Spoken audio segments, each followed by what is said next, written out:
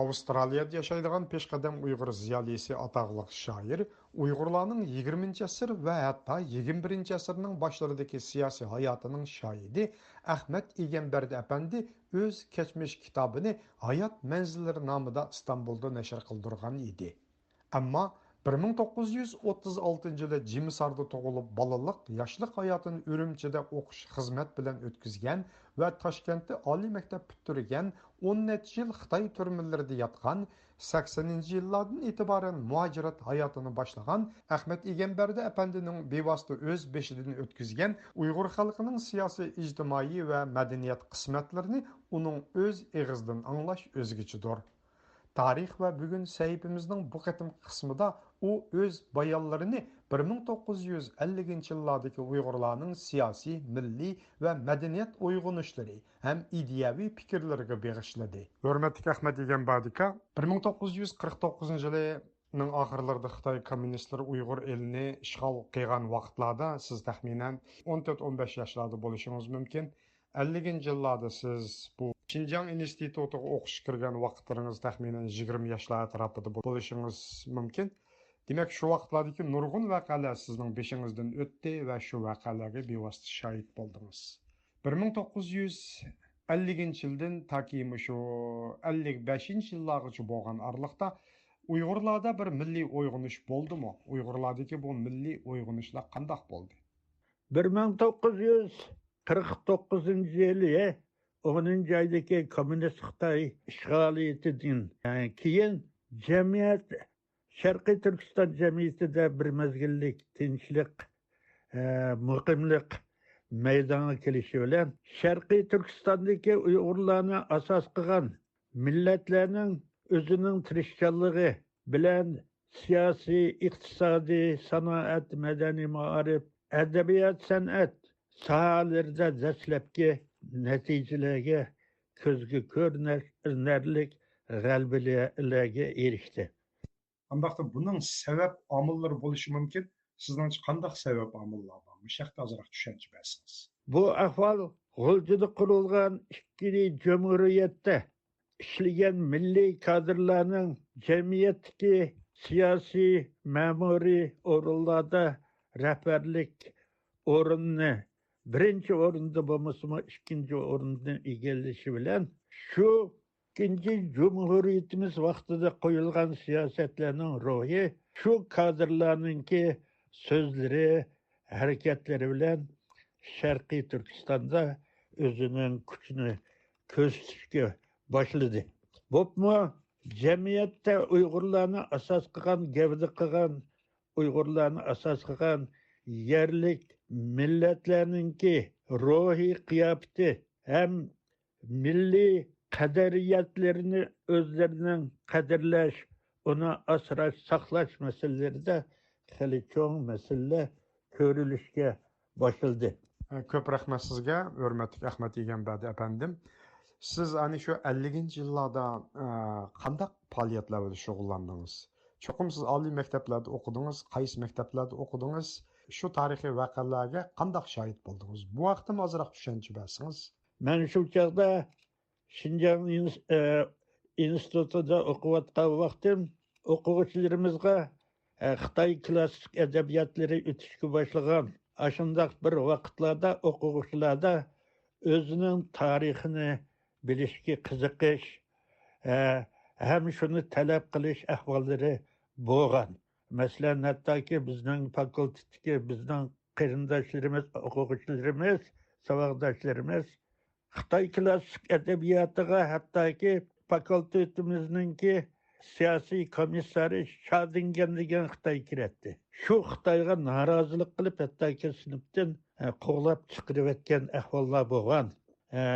Ham shuning bilan shu chaqdagi institutning mudiriyatiga İsmail Hibzullayevgacha talablarni qo'yib, Uyg'ur adabiyoti, Uyg'ur tarixi, Uyg'ur klassik adabiyotini o'tish masalasini o'ttirga qo'ygan edi.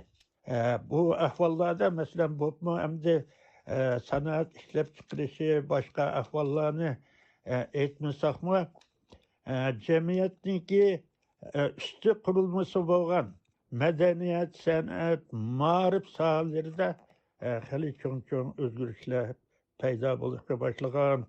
Boshlang'ich o'rta maktablar Sharqiy Turkistonning rayonlarigacha, yezi kentlargacha umumlashishga boshlagan. Har turli kutubxonalar maydonga kelgan. Milliy adabiyot, san'at tuvanki qatlamlarda taraqqiy qilishga boshlagan. Mushundaq bir ahvollar shu vaqtida maydonga kelgan edi. Yuqori deganimizdek, mush Uyg'urlarning o'zlarining bo'libmi Sharq Turkiston Jumhuriyatidan chiqqan shu rahbariy kadrlarning o'ynagan roli bilan madaniyat, ma'rif va boshqa jihatlarda bir gullanish manzarasi shakllandi dedingiz. Mush haqda tipik bir misollar bormi? Endi shu vaqtdagi madaniyat nazoratimizning hoziri bo'lgan bizning polkovnik Ziyo Samadi apandininki tashabbusi bilan Xitoy mamlakati bo'yicha ikkinchi o'rinda turadigan Urumchi Oqqo'rg'da xalq teatri, keyincha atalganda Uyg'ur teatri 1954-yili qurilgandi. Ham shuning bilan shu teatrda Sharqiy Turkistonning yozuvchilar qurultayi, birinchi qurultayi 1957-yil chaqirilgan. Butun Sharqiy Turkiston bo'yicha yozuvchi, shoir, san'atchilar shu qurultayga qatnashgan. Hattoki O'rta Osiyodagi Qozog'iston, Qirg'iziston, O'zbekiston, Tojikiston, Turkmanistonlardanmi alohida vakillar kelib qatnashib, bu qurultay xalqaroliq bir eng yaxshi o'tkazilgan qurultayga aylangan edi. Shuning bilan birga shu vaqtning o'zida 3 qitim gruppa holida 1956-yildan boshda 52 qitim, 33 qitim 28 Uyg'urlarni asos qilgan yerlik millatlardan Sovet ittifoqiga, Toshkentga, Olmaotaga o'quvchilar chiqarib, shu yerlarda ta'lim tarbiya elish fursatiga ega bo'lgan edi. Mushu 50-ci yillarda Uyg'urlarda mustaqillik ideyalari, mustaqillik fikrlari bo'ldimi? Uyg'ur ziyolilari, Uyg'ur oliy maktab o'quvchilari, umuman Uyg'ur jamiyatida mustaqillik fikrlari, mustaqillik ideyalari, milliy ozodlik ideyalari bo'ldimi? Hech bo'lmaganda bu bir Sovet ittifoqidagi o'xshash bir jumuriyatga ega bo'lish, ya'ni ittifoqdosh jumuriyat yoki avtonom jumuriyat degandek, mushundaq jumuriyat huquqiga ega bo'lish fikrlari bo'ldimi? Mush haqda bilganlaringizni so'zlab bersangiz. Bu masaladagi ahvollarni aytsam, 1951-yil, ya'ni Xitoy hukumati Sharqiy Turkistonni ishg'ol qilib 2 yildan keyin sayfidan qatnashmagan sobiq Sharqiy Turkiston ikkinchi jumhuriyatining rahbarlaridan 51 kishi shu 51-yilda Xitoy hukumatining ishg'oliyatining mustamlikchilik ishg'oliyat ekanligi, shuning uchun Sharqiy Turkiston xalqining o'zininki o'z milliy jumhuriyatini qurish haqidagi, Uyg'uriston qurish haqidagi takliflarini o'ttirg'a qo'yib, Beyjing hukumatiga xat yozishga ham talab qilishga jur'at qila olgandi. Shu masala undan boshqa 1953-yili avtonom rayonni qurishdan burungi ahvolda avtonom rayonning Şinjan'ningki nomini belgilash masalasida shu chog'da Urumchining Şinjan harbiy rayoni klubida o'tkazilgan Uyg'ur yerlik millat kadrlari ham Vang'imma o'ttirsidagi suhbat yig'inlarida Hoshir va Yedi, Ziyo Samadi va shunga o'xshash Sharqiy Turkiston ikkinchi jumhuriyatining ataqliq rahbarlari, kadrlari yig'inda vatanning nomini Sharqiy Turkiston yoki bo'lmasa Uyg'uriston qurish haqidagi takliflarni qo'ygandi.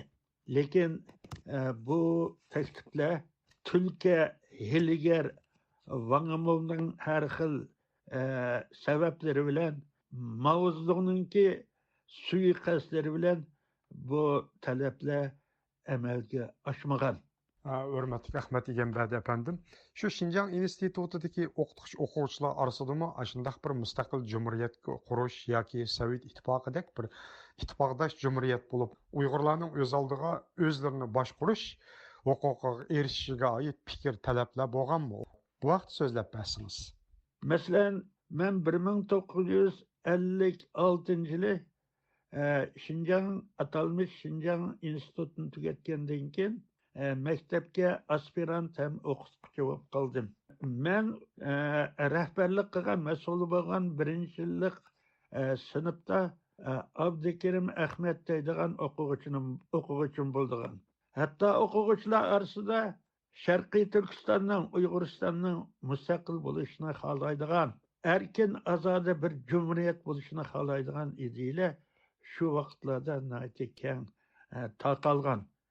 Hattoki men har bir darsga kirgan vaqtimda shu mening o'quvchim Abdukerim Ahmed o'zining Toshkentda nashr qilingan o'qish kitobi Xristomatiya kitobida Sovet O'zbekistonlik tigi Ozarbayjonlik lekin Toshkentda o'sgan Maqsud Shayxzoda degan shoirning O'zbekiston degan she'rini Uyg'uriston deb ilib shu kitobga bosgan ekan. Abdukerim Ahmed har bir qatim dars kirgan vaqtimda doskalarga shu Uyg'uriston she'rini ma'lum kupletlarini yozib qo'yatdi. Yoki bo'lmasa dars vaqtida shu kitobning Uyg'uriston degan she'ri bisilgan betini chiqarib qo'yib shu kitobni ko'rib o'tiradi. Bu masala garchi ma'lum bir qancha o'quvchilarda o'tgan bo'lsa-mu, yuz bergan bo'lsa-mu, bu ideya harakatlar Sharqiy Turkistonda yashayotgan, Uyg'uristonda yashayotgan Uyg'ur xalqining asrlardan buyon orzu qilib kelgan milliy orzularining simvollik xarakterda shu o'quvchilarimizda ifodalanishidi. Yuqorida sizlar Ahmet İgenberdi efendinin o'zi shohid bo'lgan qismatlarga oid bayonlarni angladinglar.